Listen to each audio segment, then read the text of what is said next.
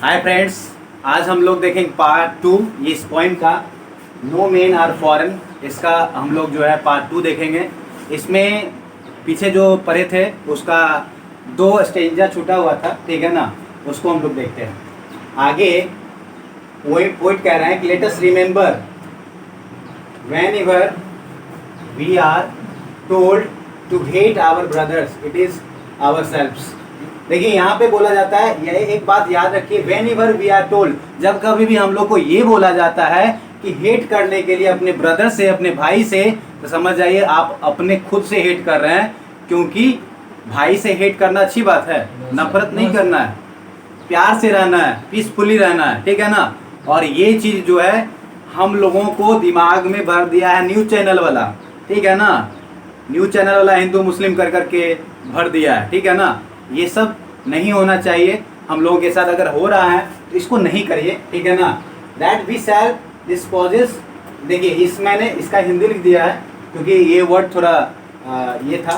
वेट्रे मतलब होता है प्रकट करना, कॉन्डेम मतलब निंदा। देखिए निंदा अगर मान लिया जाए उसी का निंदा होता है जो आपका बराबर नहीं कर सकता है, आपको आपके इक्वल वैलेंट नहीं हो सकता है, वो आपका निंदा करेगा, वो ऐसा है, वो ऐसा है, ये ऐसा है, ठीक है ना।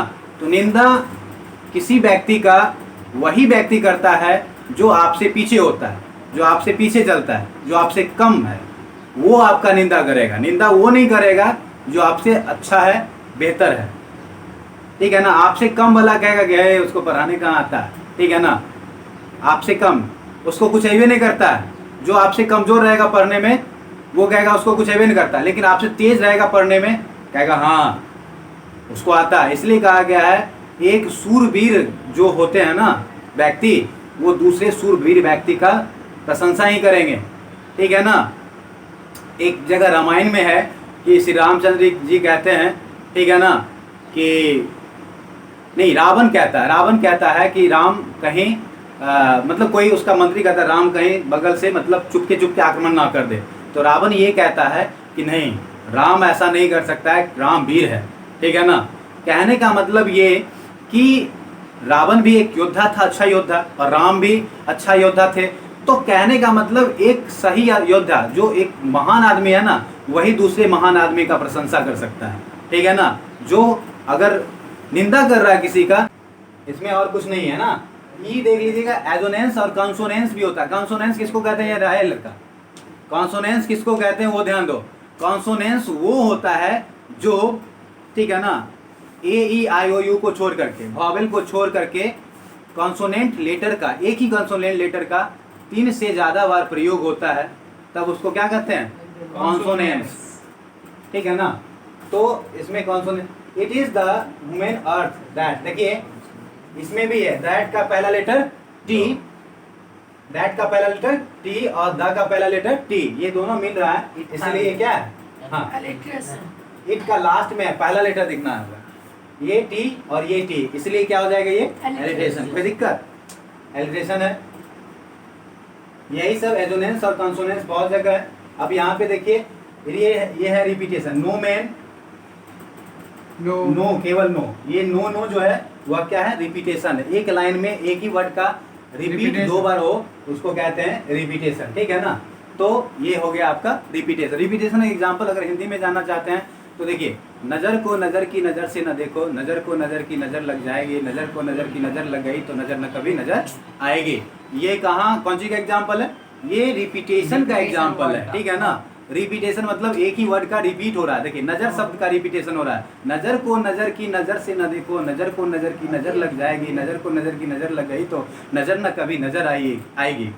सुनने में आपको अच्छा लगता होगा, ठीक है ना, क्योंकि ये नजर का रिपीटेशन हो रहा है। पोएटिक डिवाइस होता क्या है सो समझिए।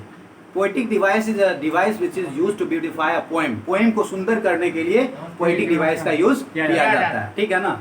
तो ये हो गया रिपीटेशन, ठीक है ना। ऐसे ही पूरा स्टेंजा में, दूसरा स्टेंजा में भी है, ठीक है ना। और इसमें ये नहीं है, क्या कहते हैं, राइमिंग स्कीम नहीं है। राइमिंग स्कीम क्या होता है, लास्ट वाला लेटर जब मिलता है तो वो होता है। दूसरे पोएम में राइमिंग स्कीम हम पढ़ेंगे, और भी पोएटिक डिवाइस बहुत सारा होता है, ठीक है ना। देखिए एनाफोरा क्या होता है, एनाफोरा जब एक ही लाइन से स्टार्ट होता है, यहाँ पे कहीं नहीं है, ठीक है ना, यहाँ पे कहीं नहीं। एनाफोरा तब कहलाता है जब कोई भी दो लगातार सेंटेंस एक ही वर्ड से स्टार्ट होता है तब उसको क्या कहते हैं? एनाफोरा। ठीक है ना, एनाफोरा कहते हैं। कोई दिक्कत?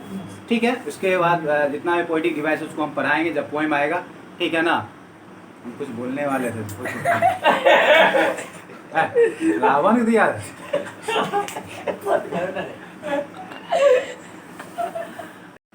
हाय फ्रेंड्स, आज हम लोग देखेंगे पार्ट 2 ये इस पोएम का, नो मेन आर फॉरेन। इसका हम लोग जो है पार्ट 2 देखेंगे। इसमें पीछे जो पढ़े थे उसका 2 स्टेंजा छूटा हुआ था। ठीक है ना, उसको हम लोग देखते हैं।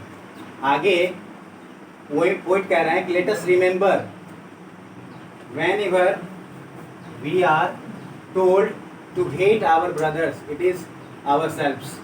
देखिए यहाँ पे बोला जाता है, यह एक बात याद रखिए, whenever we are told, जब कभी भी हम लोग को ये बोला जाता है कि हेट करने के लिए अपने ब्रदर से, अपने भाई से, तो समझ जाइए आप अपने खुद से हेट कर रहे हैं। क्योंकि भाई से हेट करना अच्छी बात है, नफरत नहीं करना है, प्यार से रहना है, पीसफुली रहना है। ठीक है ना। और ये चीज़ जो है हम लोगों को दिमाग में भर दिया है न्यूज़ चैनल वाला। ठीक है ना, न्यूज़ चैनल वाला हिंदू मुस्लिम कर करके भर दिया है। ठीक है ना, ये सब नहीं होना चाहिए। हम लोगों के साथ अगर हो रहा है तो इसको नहीं करिए। ठीक है ना। दैट वी शैल डिस्पोजेस, देखिए इस मैंने इसका हिंदी लिख दिया है क्योंकि ये वर्ड थोड़ा ये था। वेट्रे मतलब होता है प्रकट करना, कॉन्डेम्ड मतलब निंदा। देखिए निंदा अगर मान लिया जाए उसी का निंदा होता है जो आपका बराबर नहीं कर सकता है, आपको आपके इक्वल वैलेंट नहीं हो सकता है, वो आपका निंदा करेगा। वो ऐसा है, वो ऐसा है, ये ऐसा है। ठीक है ना। तो निंदा किसी व्यक्ति का वही व्यक्ति करता है जो आपसे पीछे होता है, जो आपसे पीछे चलता है, जो आपसे कम है, वो आपका निंदा करेगा। निंदा वो नहीं करेगा जो आपसे अच्छा है, बेहतर है। ठीक है ना। आपसे कम वाला कहेगा कि है उसको पढ़ाने कहाँ आता है। ठीक है ना। आपसे कम, उसको कुछ अवे नहीं करता है।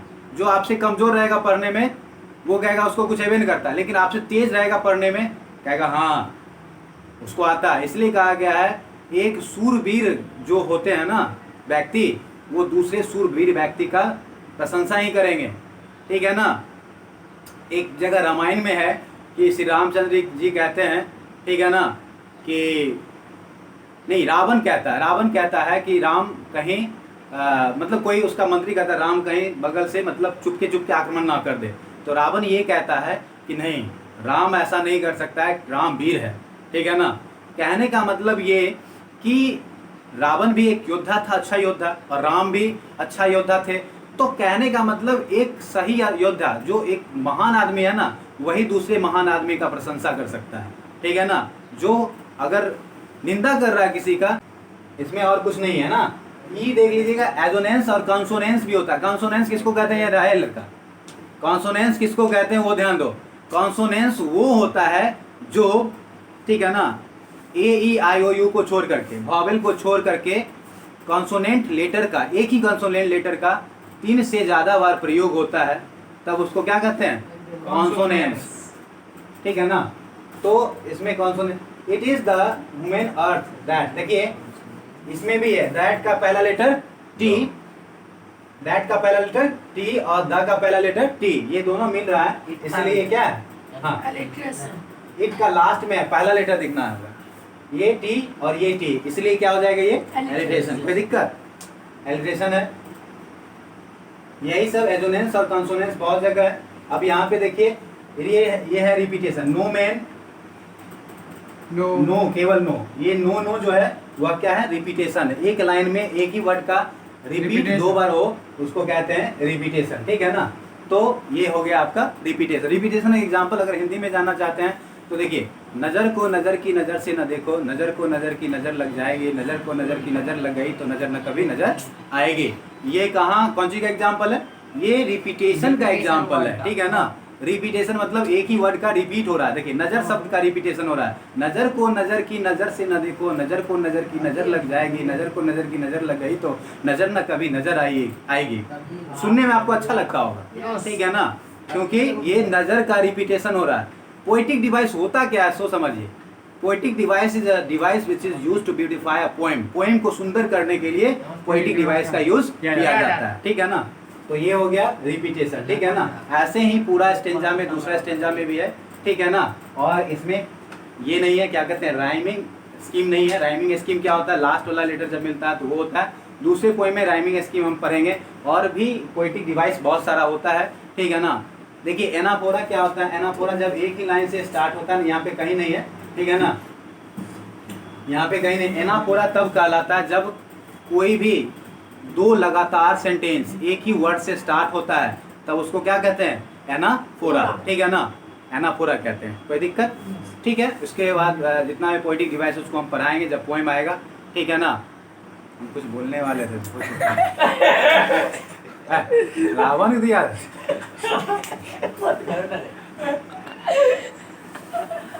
चलिए एक बार हम समरी देख लेते हैं नो मेन आर फॉरेन का।